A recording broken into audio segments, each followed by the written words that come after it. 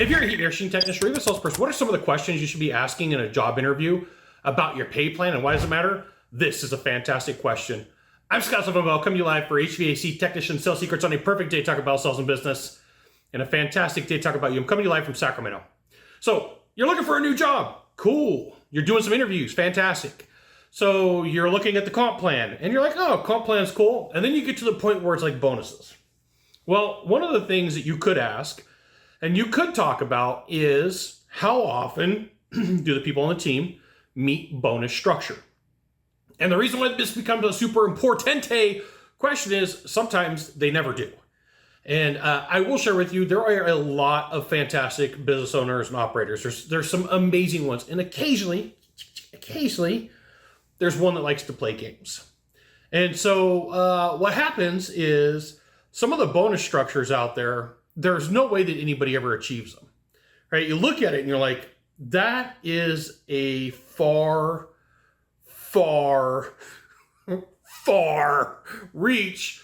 And I don't ever see anybody ever hitting that. So let's say that I was in an interview process and I pick up the comp plan and I look at it and I say, hey, kind of curious, how often do your techs or salespeople, any of them, meet this bonus structure? And if the answer is, well, never, it tells you everything you need to know. And if they go, well, we have people hit it on every quarter, or we have, people hit it every month, that's a completely different story. And the reason why you want to know this is sometimes you may choose a little bit lower wage to get a higher bonus structure, or you may be up against 2 or 3 competing companies and you're like, is pay the thing that's most important to me? Is, time off the thing that's most important to me? And for some people, pay is the only thing. And that's the reason why they do what they do. We live in a capitalistic society.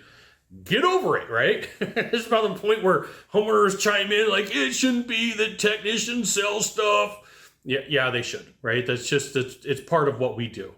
It's part of society, right? I'm not even going down this path, but just be aware that as you're taking a look at the comp plan, you should take a look and be asking how often the people that you work with have, or could be working with, have hit the bonus. And this right here is why you should join HVACTechSecrets.com.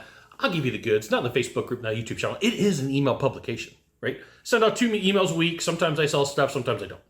So here's the other thing. On a Wednesday on a full moon, when I stubbed my toe getting out of bed, I found one company. So this doesn't happen all the time, okay?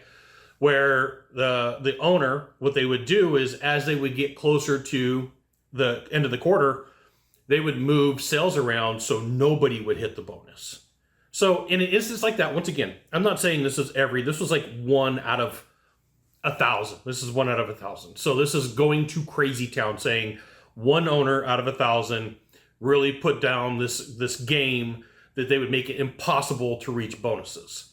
So here's the thing. Let's say that did happen to you. It is that 1 out of 1,000 owner. It would be a sign from the sales gods. Like you'd be looking down and the sales gods would be like, move.